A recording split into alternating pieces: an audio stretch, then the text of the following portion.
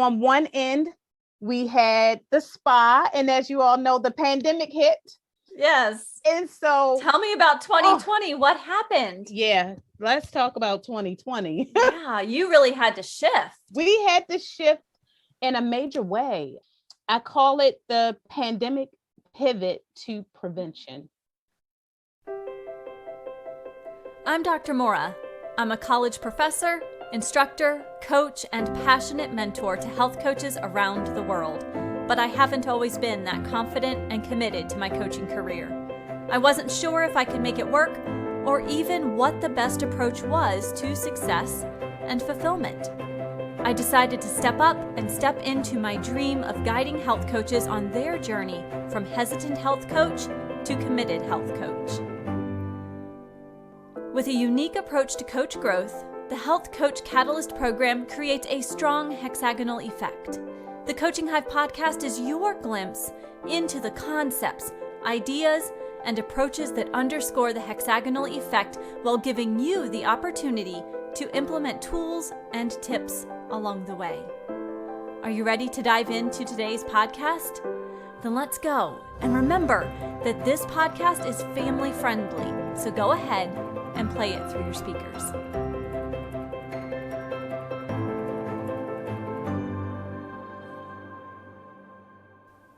In this episode, I sat down with Coach Nik.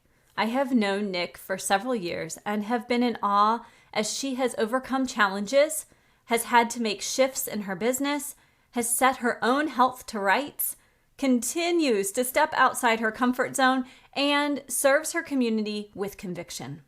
It is an absolute honor to have this time with her, and I hope that you find her words and wisdom not only inspiring, but motivating as you take on your own challenges. So let's jump right in and sit down with Coach Nik. I am so happy to be able to sit down and talk with you today. Now let's set the stage here. I wonder if you could share with me just a little bit about your background and what led you to health and wellness coaching. Yes, well, I've always been a fitness fanatic, a gym rat, one person that did not need motivation or a buddy to be fit. So Zumba was a perfect transition from my personal interest to being able to help others. But I'll tell you, Zumba was amazing, and seeing the clients really respond and get excited about their health, but more was needed. And after about 2 years of enjoying Zumba, I kept getting these questions about nutrition and other aspects of health. And I said, well, it's time to do more. Let's go full circle with this. And that led me to coaching. Initially it was, let me get some basic nutrition under my belt. And then when I came to understand the power of behavior change psychology, mindset shifting, it just made sense to become a master certified health coach so that I could do more than empower women with knowledge. I could actually help assist them with the change process so that they could engage in lifetime or long-term sustainable habits. Wow. So you bring up such an interesting point already. You went from Zumba into trying to learn some nutrition stuff because you wanted to be able to share that information. But I think it's so true that as coaches, when we get into our trainings, we go, oh, there's more to it than just sharing nutrition information. And it sounds like that really resonated with you, that concept of how do we actually coach our clients, not just tell them information and say you need to, but taking it that step further and coaching. Yeah, it hits it on the nose. And that's an integral piece that is missing. And that's going to shift the paradigm of health. That's the component. It really will. And really walking alongside our clients instead of that traditional you have to kind of concept that sometimes we hear from our healthcare providers, but now saying, I am here to walk with you through this journey. What a great way to come into health and wellness coaching. You were already motivated for your own health and wellness and saw that need. You identified that gap and were able to kind of step into it. And it's exciting. Every day is exciting in coaching. It really is. It's every day is different. It just creates that evolution from day to day. I know that you're actively working toward growing your business. You participated in this pitch contest. What are some of the ways that you are currently serving your clients and the coaching community? What are you involved in? Yeah, I call it elevated to the next level. In 2019, a time where my personal health took a shift, I asked myself the question, not only how can I do more, but in looking at behavior change, how can I develop this concept where women who wouldn't normally think about their health or how much they have to change or do when it becomes overwhelming, what could I provide that would first gauge the conversation? So in 2019, I opened up my first wellness spa. It is a holistic spa with a time-based membership, because first, for my women, the women I support, carving out time for their own personal self-care is a challenge. So I opened up this wellness spa with the idea of providing therapies and a time-based approach. So we could first, let's carve out some time. Yeah. Second, let's look at some of the challenges you face. Third, let's engage in some holistic therapies that'll boost your energy and empower you to want to engage in behavior change, of course, coupled with coaching. And so that, for us on the East Coast, health coaching is still one of those, it's not tangible. It can be difficult to package. And people think, hey, well, I already know what I need to do. Why would I talk to you to tell me what I need to do? So in order to meet my clients where they are, this approach has proved to be tremendous in first gauging a conversation and then giving them the option to engage in health coaching to propel their health. Oh, wow. So on one end, we had the spa, and as you all know, the pandemic hit. Yes. And so tell me about 2020. What happened? Yeah, let's talk about 2020. Yeah, you really had to shift. We had to shift in a major way. I call it the pandemic pivot to prevention.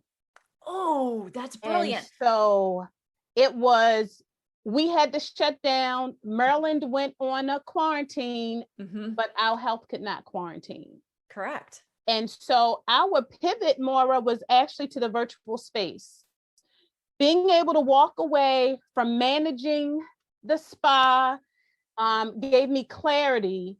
And not only could I embrace virtual coaching, but it led us to me taking our Beautifully Well concept and developing a lifestyle change program that the CDC said, hey, well, we recognize you have pending status. And now with our evidence-based curriculum, we will support you in this mission for healthy change with women, especially in light of what diabetes and pre-diabetes, another serious condition, how it is impacting the community. And so we're excited to be a part of this healthy change that's taking place. And ironically, although we're in Baltimore County, a suburban area, we are literally just a couple of miles from a very underserved population in terms of food access and access to healthy programs. So we're meeting our community. We're not meeting them. We're there with them. Yes, so you are. It's been an amazing journey. A lot of hard work, lots of hard work. Yes. But we're excited about the changes we're seeing. We have outcomes, and they're very positive outcomes, and we are scaling and looking forward to supporting more. Oh, so you went from 2019 with this brick and mortar space, and you identified something really unique there, that it's very difficult for women to carve time out. And you're so right. Whether it's career or family or anything else that's creating that barrier, it is very difficult as women to take that step back and say, no, my health does have to take a priority and I need that time. And so you were really thoughtful in pulling that out as a key issue, as a key challenge, and addressing it right up front in your program. Pulling that out and saying, yes, I get it. I hear you. Let's see how we can work on that. And then just building it step by step. But then you have 2020 and oh my gosh, Crazy. that pandemic pivot to prevention, but it is working. And I always love when I hear coaches talking about how they are serving not just clients who are financially able to have that coaching relationship and it's not necessarily a second thought, but I love that you're also reaching out to a community who is very much underserved, where food access is an issue and it's not something that's easily fixed. So I love that there's that balance to what you're offering. Thank you. And it's important, healthy change for us is not based on the size of your pocket. That's the reason why we're in the situation we're in. And, we know that as coaches, we have to earn a living. Right. One area of opportunity for us is that we have a nonprofit. I founded a nonprofit that first focuses on healthy change for girls because we're determined to change those health statistics from a generational perspective. But 30% of our mission is focused on our ability to truly support and sustain the support. So our nonprofit is in place to help us so that this isn't something that we just start for the moment because diabetes is trending, community support is trending. We're in it for the long haul, and our nonprofit will be able to give us the resources or provide the resources for us to continue in our efforts. For those of you who are listening who have never started a nonprofit, it is an undertaking. It is not I'd like a nonprofit and the next day you snap your fingers and it's done. This is a process. It is a huge undertaking. There are so many different regulations and rules and papers and this and that have to be managed in a specific way. So kudos for really taking that on and saying, you know what, that extra effort, it's worth it. Oh yeah. Compliance and governance is something else. And just having that team in place. Yes. That board of directors who's on the same page. So you hit it on the nose. It's work. It is work. I know sometimes we think, oh, this is so nice, a nonprofit, but it is sometimes harder than running just a regular for-profit business. Absolutely. Because there's so many more intricacies and details to it that unless you've been in it, you don't know. You don't know those little nitty-gritty details. So the next time you're thinking about, supporting a nonprofit, also appreciate what has gone into making that happen. Yeah, all day. Yeah, ask yourself, how much more work are you willing to do? Yes. So you are really taking time to serve your clients and meeting them where they're at and where they're able. You are truly embodying what we think of when we think of health and wellness coaching, and what the NB-HWC has tried so hard to create as a standard is that you are guiding and you're meeting those clients where they are versus saying, well, you have to be at a certain point before I'll even talk to you. You are saying, no, this is about you and your journey. How can I support you? Absolutely. So I'm curious to know, given your wide range of undertakings that are kind of in your toolbox right now, what is the most satisfying part of coaching for you? The most satisfying part is being able to see positive change. There's so many professions where we give and we don't get to see the outcome. Not that we're looking for the trophy. No. But that it's just so wonderful to see a woman in a perplexed state from a health perspective, not only excited about eating more vegetables, now I'm eating more water, I'm carving out time for my self-care, but imagine how it feels when their blood work from 4 months ago shows elevated glucose levels, hypertension not under control, and they've made some minor adjustments over the course of a few months. And that new blood work, they're excited. They can't wait to share. And they have reset their pre-diabetes condition, or they're managing diabetes better. They're enjoying better sleep and less stress, which means they're also managing hypertension. And their physician is willing to be a part of, or allow us to be a part of that healthcare team, because we are her advocate. Yes. We are there to support her. So that's most satisfying to me, because I'll be honest, as excited and as motivating as I aim to be, we unfortunately have lost clients. Yeah. Chronic illness is serious, and it is taking lives, and it is driven by lifestyle changes. And so our work as coaches, cliche as it may seem, especially if we're in a space of chronic illness and just being that healthy champion in their lives, that we're actually saving lives. We are part of a life-saving work. And that makes me eager to come to work every day. I want to work. Well, I won't do this every day because I have to do self-care too. You do. But in the midst of it, I can get up and be excited about being able to help. We're helping women, but indirectly we're helping families, which means indirectly we're changing the scope of communities. So that excites me. I can see, I know our listeners can't see your enthusiasm on your face, but oh my gosh, you just glow with that enthusiasm and that purpose for helping everyone. It just shines through. You are doing the right thing. Oh my goodness. I know you did not ask me, and that is unsolicited, but you are doing the right thing. Oh, you know what? And I'm thankful. So I love to hear it, but I'm thankful. You hit it on. I love that. Purposeful. Purpose. Purpose has to drive us. And, no ego here. I'm just thankful.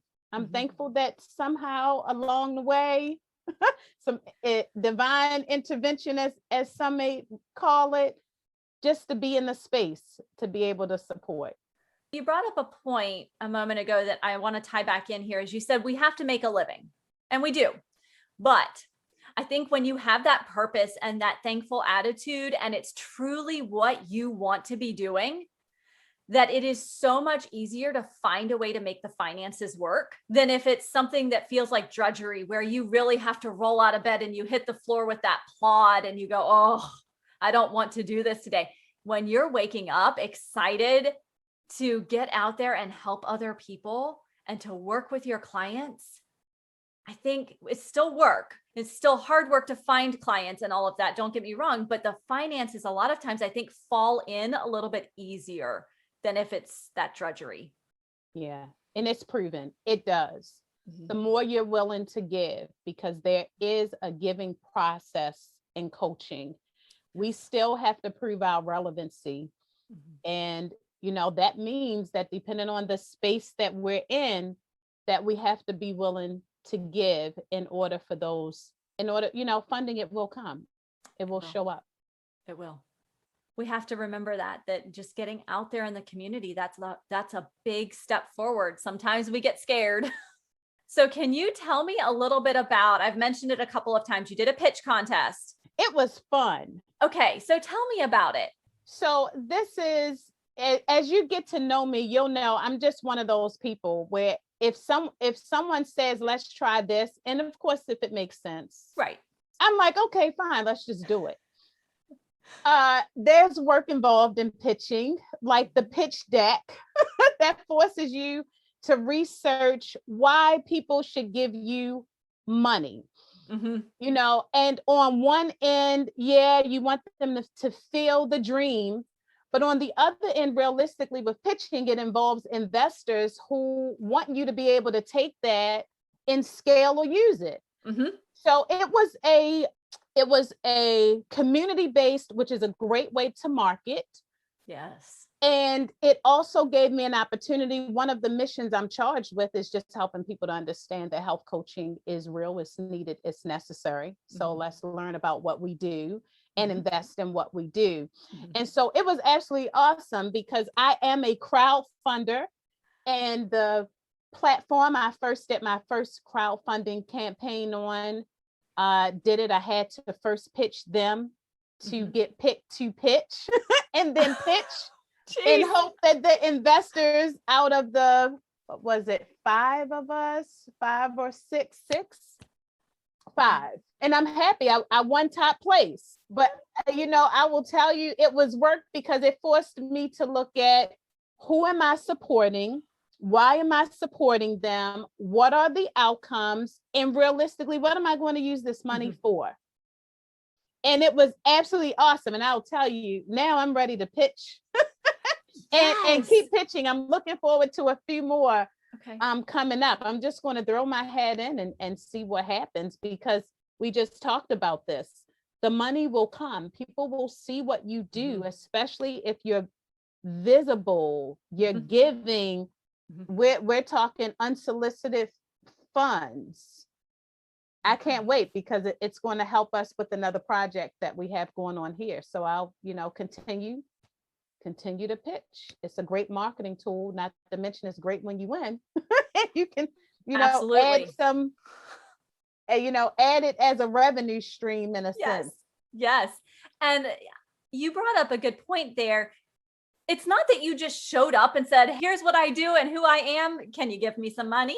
You had to really sit and think about what it is you're offering, what it means, what impact it has, what that looks like. Why is that important?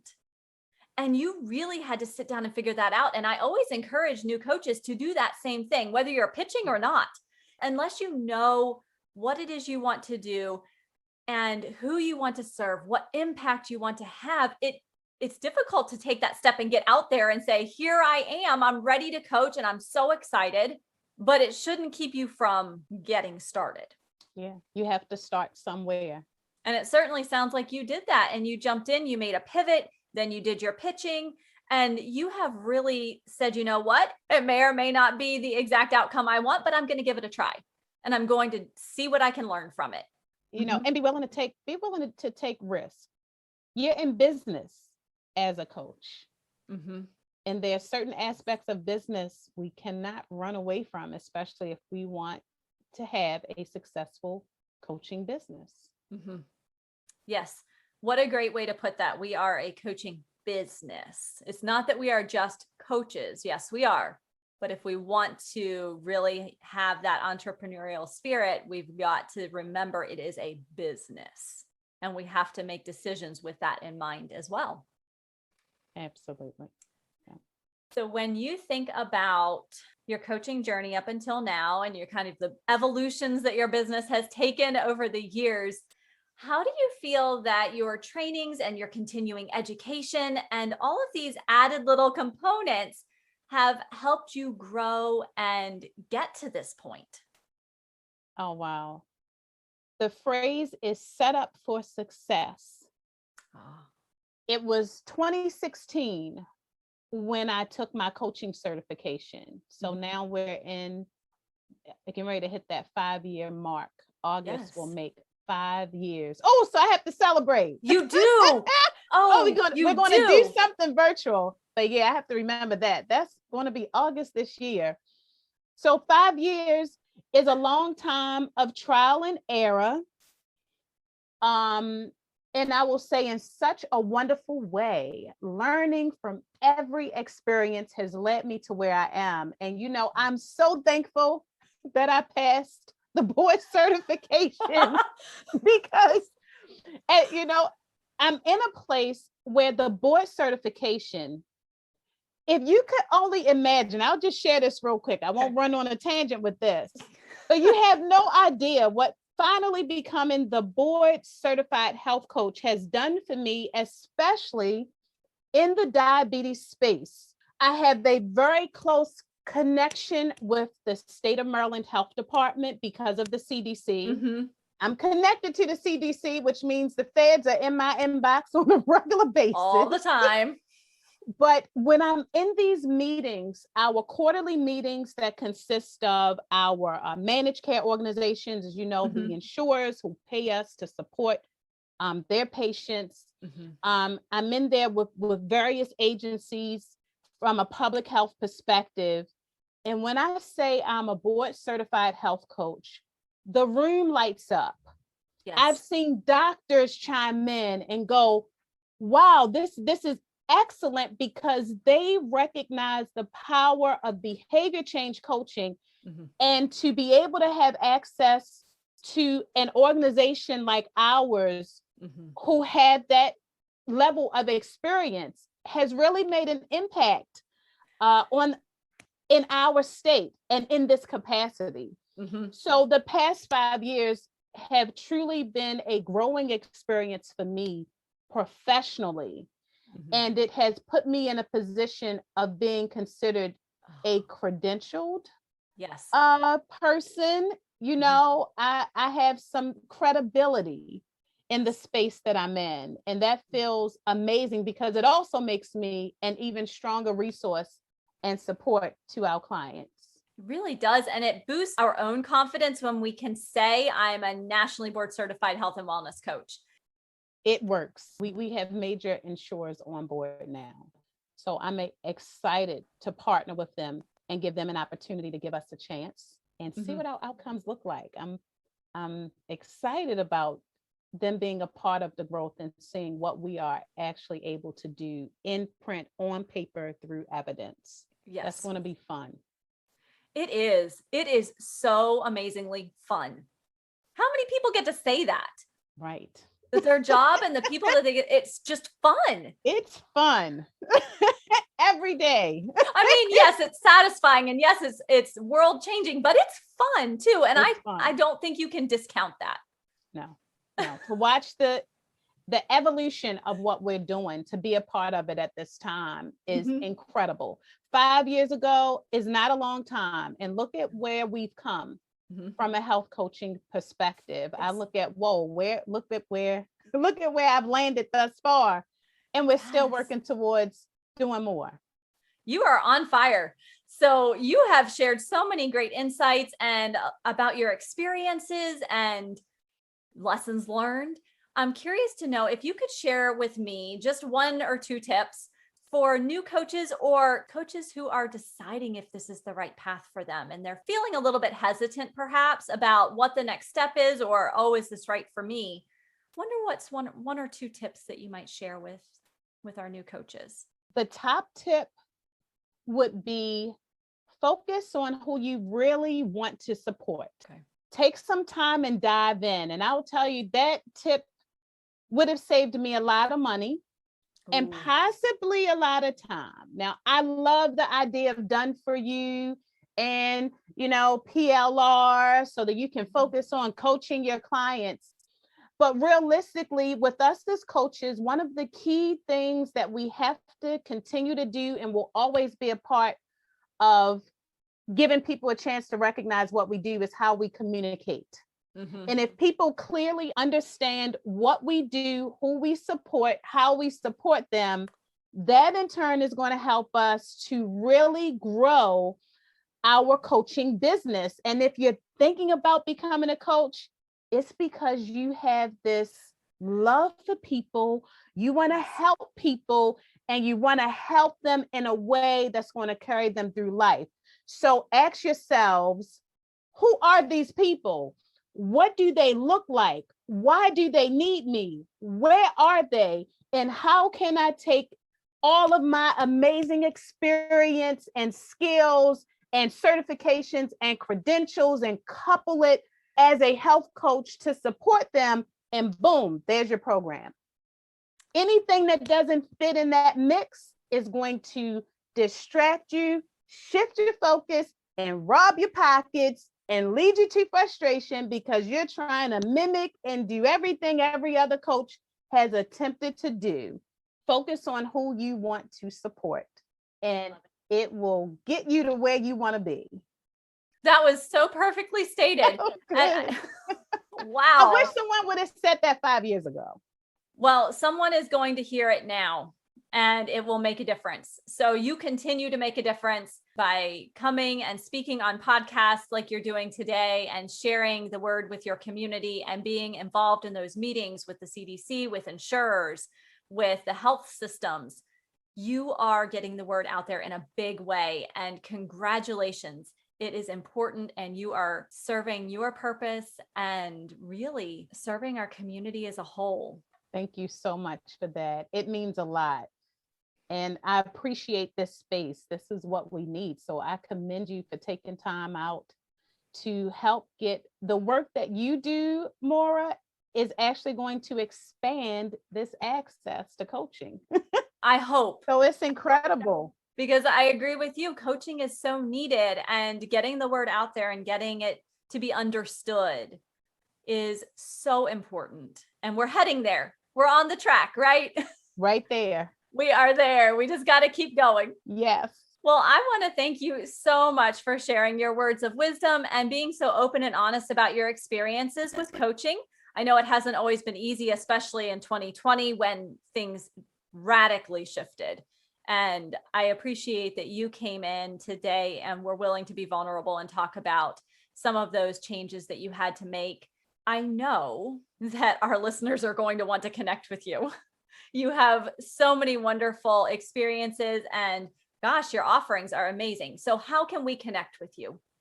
Yeah, so Instagram and Facebook, we can easily be found. Our handle is the same, Amani Nicole Wellness. Okay. To connect with me individually, well, hey, I'm Nik Sweeney, and that's my LinkedIn handle. And of course, you can always visit to see what we're doing virtually online at amaninicole.com. Perfect. And I will put all of those links in our transcript so that they are easy to just click on. You don't even have to go search. I will make it super easy for everyone. I cannot wait to see what's in store for you as this keeps growing and you find these new connections in the community and ways to support everyone, whether it's through your for-profit or your nonprofit work. There are big things coming, and I am so excited to see where you go with all of it. Thank you so much, and we will definitely keep you posted. Wonderful. I cannot wait. Wasn't it truly amazing to hear about all that Coach Nik has been working on in 2020 and now into 2021? When we hopped onto Zoom to talk, I knew immediately that this was going to be a special podcast. And I hope you heard that enthusiasm, motivation, and joy as well. My question for you is, how will you connect with your fellow coaches and your community members this week? I invite you to reach out and share your ideas on social media or with an email to me at maura@coachinghive.com. Until next week, thank you so much for listening.